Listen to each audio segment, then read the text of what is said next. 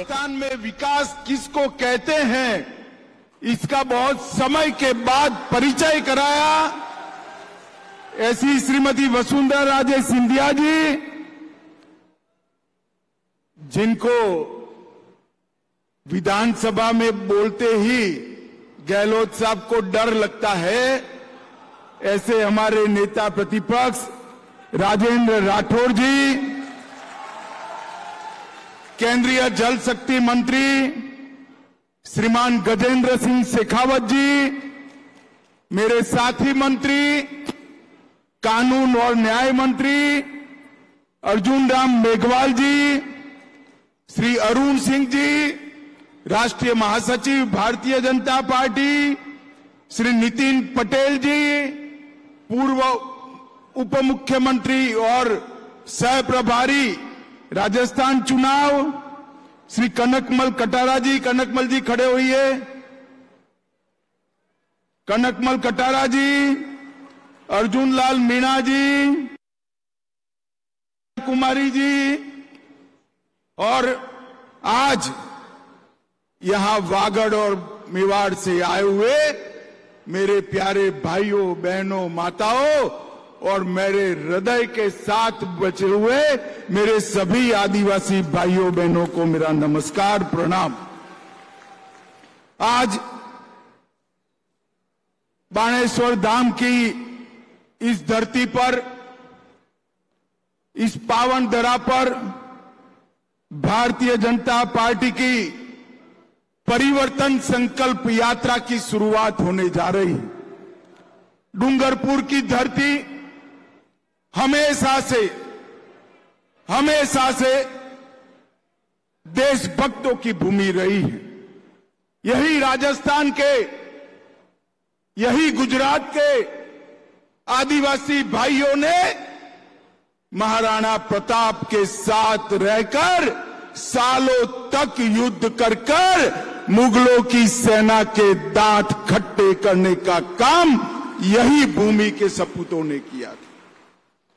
ये भूमि महाराणा प्रताप, बापा रावल, राणा सांगा और महाराणा कुंभा की भूमि है। यहां पर कहरल माता का मंदिर, सालेश्वर मंदिर, बोरेश्वर महादेव, घोरेश्वर मंदिर, भुवनेश्वर महादेव का मंदिर और माई त्रिपुरा सुंदरी के मंदिर से हमेशा हमें आशीर्वाद प्राप्त होते हैं। मित्रों, आज मैं यहां आया हूं तब गोविंद गुरु जी को भी मन के साथ श्रद्धांजलि देना चाहता हूं, जिन्होंने अंग्रेजों के खिलाफ सारे आदिवासी भाइयों को एकत्रित करने का काम किया था।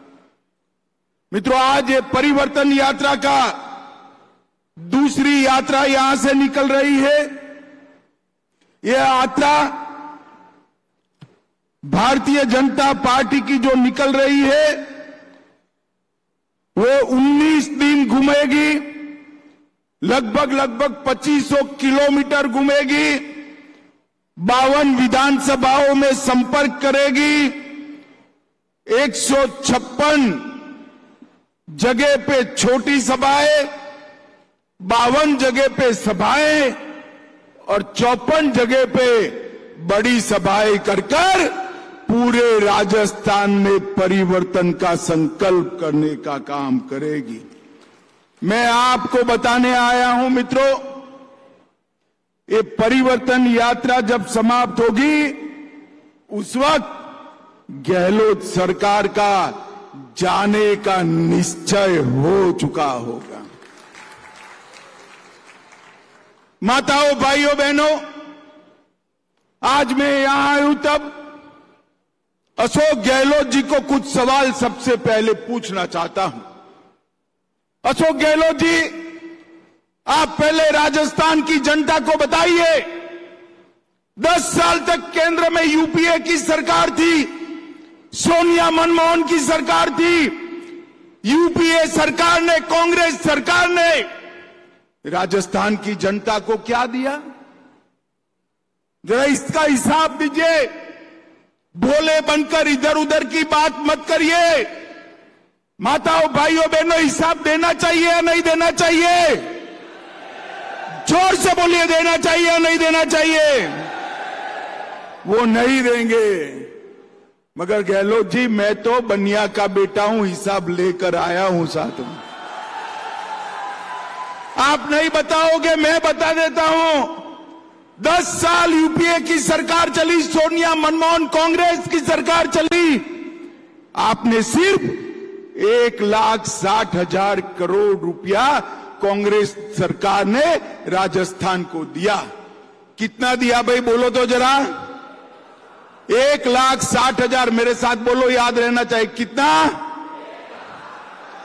और नरेंद्र मोदी जी ने उनके 10 साल के 1,60,000 के सामने 9 साल में 8,71,000 करोड़ रुपया राजस्थान की जनता को दिया है। ये बात आपने राजस्थान की जनता को इसका हिसाब दीजिए। आपकी केंद्र में सरकार थी कांग्रेस पार्टी की, क्यों अन्याय किया राजस्थान को? इसके अलावा 57,000 करोड़ रुपया हमने रेलवे के लिए दिया, 43,000 करोड़ रुपया रोड के लिए दिया, 6,000 करोड़ रुपया कोटा में नए एयरपोर्ट के लिए दिया, उड़ान के तहत बीकानेर, जैसलमेर, किशनगढ़ हवाई अड्डा बनाया, 23 नए मेडिकल कॉलेज बनाए, बीकानेर में 1,000 मेगावाट का सौर पार्क बनाया, जैसलमेर में 800 मेगावाट का सौर पार्क बनाया। और मित्रों, यहां मेरे आदिवासी भाई बहन बैठे हैं, मैं आपको बताना चाहता हूं कि हमने राजस्थान के हर किसान को, 80 लाख किसानों को 16,000 करोड़ रुपया सीधा उनके बैंक अकाउंट में डालने का काम नरेंद्र मोदी जी ने किया। हमारे गजेंद्र जी बैठे हैं, 1,10,00,000 घरों में कनेक्शन जाने वाला है। इसमें से 43 लाख घरों में नल से जल का कनेक्शन समाप्त कर दिया है। बाकी जो रह गए हैं उनको भी ये अशोक गहलोत सरकार अंदर घपले घोटाले कर रही। पैसा मोदी जी भेज रहे हैं, वो खा जा रही।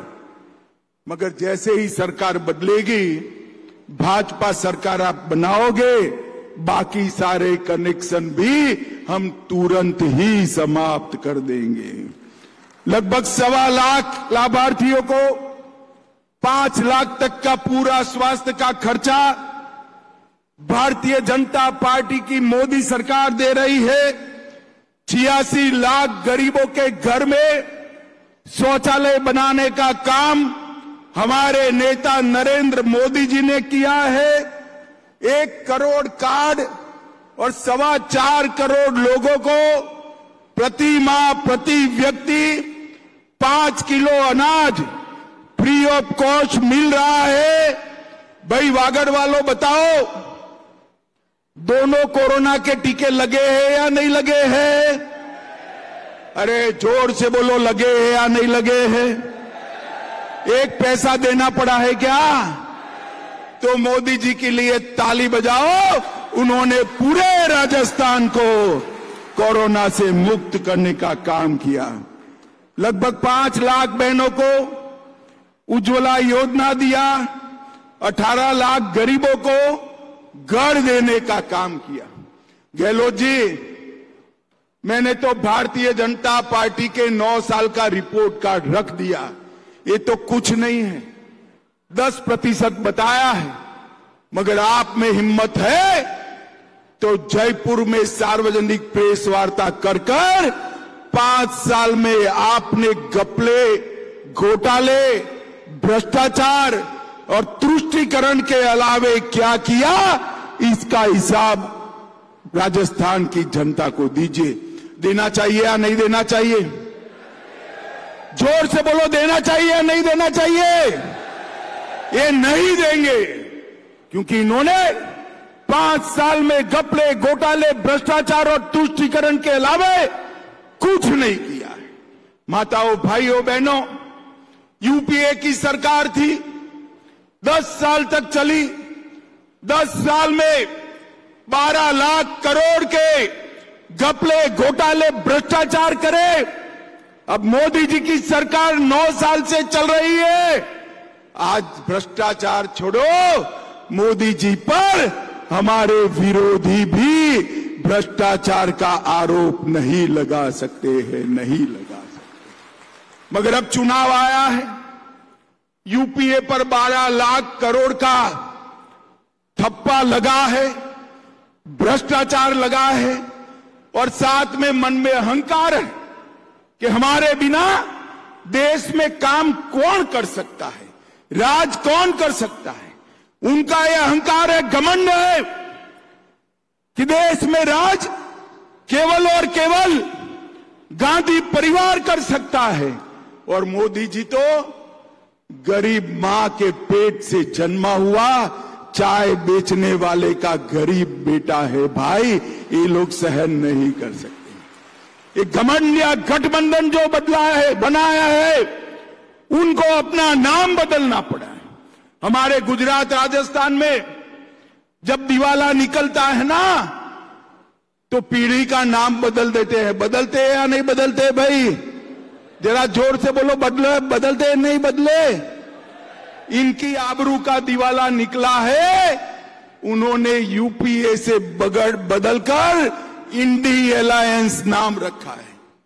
अबे इंडी अलायंस 2 दिन से मैं देख रहा हूं, 2 दिन से सत्ता आपको चाहिए, मगर किस कीमत पर सत्ता चाहिए?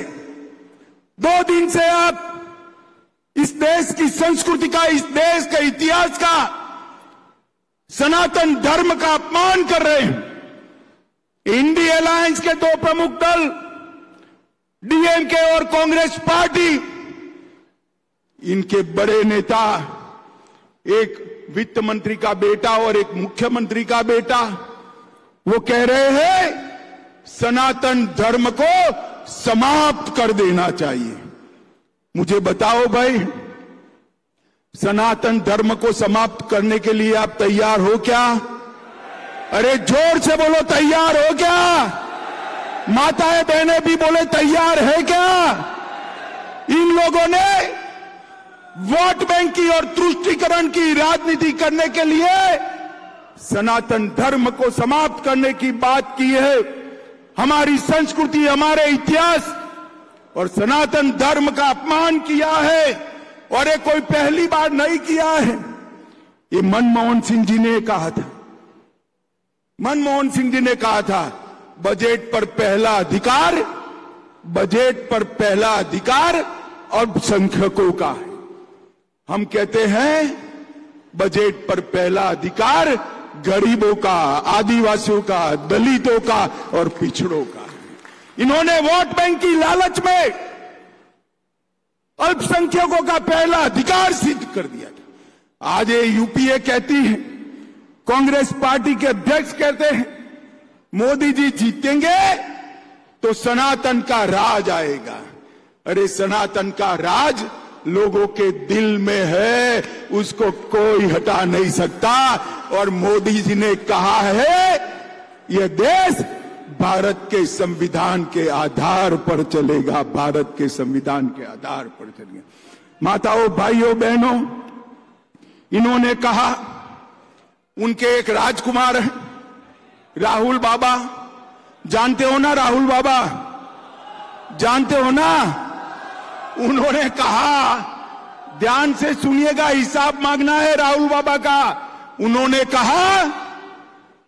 कहा कि जो हिंदू संगठन है, ये लश्कर-ए तोयबा से भी खतरनाक है।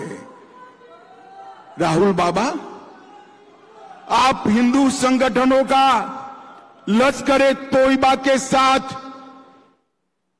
तुलना करते हो, और आपके गृह मंत्री कहते थे हिंदू टेरर चल रहा है। माताओं, भाइयों, बहनों, मुझे बताओ, टेरर के साथ हिंदू का नाम जोड़ना आपको सहमत है? जोर से बोलिए, सहमत है? ये इंडी अलायंस, एक गठबंधन गठबंधन वोट बैंक की राजनीति करने के लिए, तुष्टीकरण की राजनीति करने के लिए किसी भी स्तर पर जा सकते हैं। मगर अब मैं उनको कहने आया हूं, जितना आप बोलोगे उतने ही कम होते जाओगे। 2014 में थे, 19 में उससे भी कम हुए, और अब ये शुरू किया है सनातन धर्म के खिलाफ आलाप। 2024 में दूरबीन लेकर भी दिखाई नहीं पड़ोगे, दूरबीन लेकर भी अब जिनके नेता ऐसे हो, जिनकी पार्टी ऐसी हो, वो गहलोत जी भी क्या कर सकते? पूरे राजस्थान में तुष्टीकरण की राजनीति कर कर पूरे राजस्थान में असलामती का, इनसिक्योरिटी का वातावरण करा है। उदयपुर में कन्हैयालाल का गला काट दिया गया। मेवाड़ उदयपुर में रामनवमी के दिन भगवी ध्वजाएं उतारी। चित्तौड़गढ़ में रतन सोनी की हत्या भी धर्मांध लोगों ने कर दी। करौली में हिंसा के बाद हिंदू त्योहारों पर प्रतिबंध लगाया। विजयादशमी में पथ संचलन पर प्रतिबंध लगाया। अलवर में 300 साल पुराने शिव मंदिर को तोड़ दिया और सांप्रदायिक तनाव की आग में छबड़ा, भीलवाड़ा, करौली, जोधपुर, चित्तौड़, नौहर, मेवात, मालपुरा और जयपुर में भी दंगे कराने का काम ये अशोक गहलोत ने किया है। भाइयों और बहनों, सलासर में राम दरबार को बुलडोजर चलाकर गिरा दिया, गौशाला भी गिरा दी। मुझे बताओ, ये दंगा कराने वाली, तुष्टीकरण को अपनी नीति बनाने वाली गहलोत सरकार चलानी है क्या? अरे जोर से बोलो, चलानी है? मैं इसीलिए आज आया हूं ये यात्रा के समर्थन में। समग्र मेवाड़ और वागड़ पंथक में समग्र लोग जुड़े और एक संकल्प ले कि 2023 में एक गहलोत सरकार को उखाड़ कर फेंक देना है। मुझे बताइए, आप ये करेंगे? पक्का? राजस्थान के तो मैं भारतीय जनता पार्टी की ओर से बहुत बहुत धन्यवाद और साधुवाद देना चाहता हूं। 14 में हम आए 55% वोटों के साथ, 25 की 25 सीटें आपने मोदी जी को दे दी। 19 में हम आए 61% वोट और 25 की 25 सीटें मोदी जी को दे दी। अब 24 में चुनाव है भाई, राजस्थान क्या करेगा? 25 की 25 सीटें देंगे क्या? पक्का देंगे? जोर से बोलो, पक्का देंगे? मगर उसके पहले एक चुनाव है, 2023 में विधानसभा का चुनाव है। जब तक आप विधानसभा में अशोक गहलोत का सुपड़ा साफ नहीं करते हो, तब राजस्थान का भला नहीं होगा। मुझे बताओ, गहलोत सरकार हटाओगे? जोर से बोलो, गहलोत सरकार हटाओगे?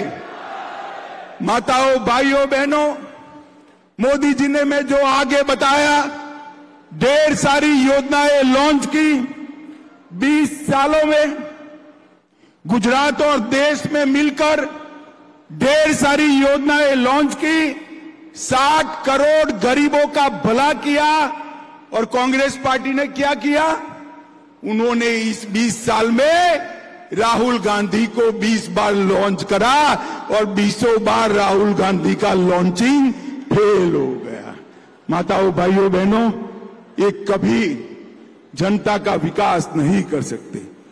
मैं आज यहां बताने आया हूं कि अशोक गहलोत की सरकार आकंठ भ्रष्टाचार में डूबी हुई सरकार है। अशोक गहलोत की सरकार महिला सुरक्षा में विफल सरकार है। लगभग हर रोज महिलाओं के साथ बदसलूकी के 19 मामले आ रहे हैं और बलात्कार के मामलों में पूरे देश में 22% केवल और केवल राजस्थान के मामले हैं। माताओं, भाइयों, बहनों, अशोक गहलोत जी हिंसा को भी नहीं रोक सकते, दंगों को भी नहीं रोक सकते और आजकल उनको एक तकलीफ हो गई। कोई भी लाल कपड़े पहनकर आता है, कोई भी लाल कपड़े पहनकर आता है, उनको लाल कपड़े की जगह लाल डायरी ही दिखाई पड़ती है। आपको मालूम है ना लाल डायरी क्या है? मालूम है या नहीं है? मैं फिर से बता देता हूं, ये लाल डायरी के अंदर अशोक गहलोत के सैकड़ों करोड़ के भ्रष्टाचार का कच्चा चिट्ठा है। और ये लाल डायरी गहलोत जी हमने नहीं दी है, आपकी सरकार के मंत्री ने ही एक लाल डायरी दी है।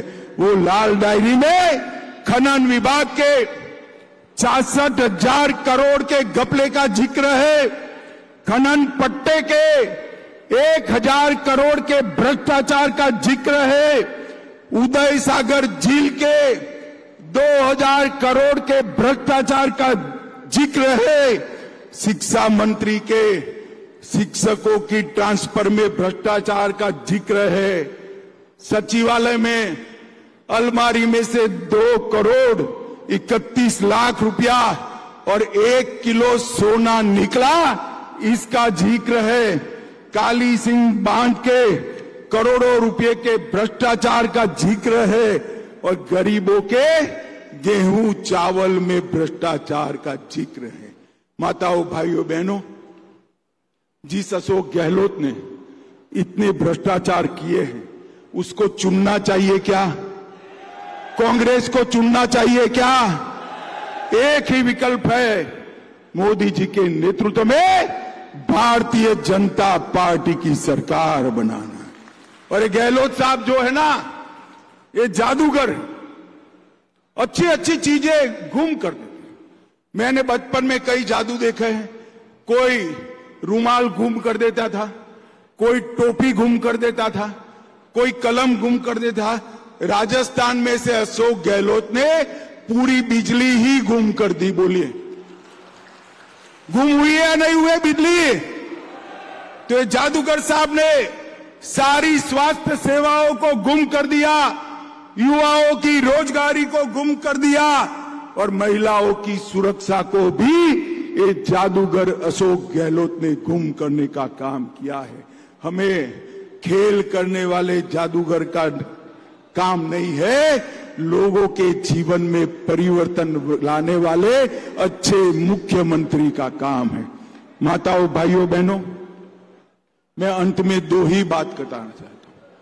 ये घमंडिया गठबंधन जो है, ये इंडी अलायंस जो है, उसने, उसकी प्रमुख पार्टी कांग्रेस ने सालों तक राम मंदिर को रोक कर रखा। आजादी के 75 साल हो गए, रामलल्ला टेंट में बैठे थे। मोदी जी को दोबारा आपने प्रधानमंत्री बनाया, मोदी जी ने कोर्ट से जजमेंट आया और मोदी जी ने इसका भूमि पूजन कर दिया। और मैं आज आपको कहने आया हूं, जनवरी महीने में। तो राजस्थान से तस्वीरें आपको दिखा रहे थे और गृह मंत्री अमित शाह राजस्थान के दौरे पर हैं। इस दौरान में डूंगरपुर भी पहुंचे और साथ ही परिवर्तन संकल्प यात्रा को हरी झंडी दिखाकर रवाना किया। आपको बता दें कि 19 दिन में ये यात्रा 52 जिलों को कवर करेगी और साथ ही लगातार कोशिश की जा रही है कि अब की बार राजस्थान में बीजेपी की सरकार बने और साथ ही गृह मंत्री अमित शाह ने केंद्र सरकार की उपलब्धियों को भी गिनवाया।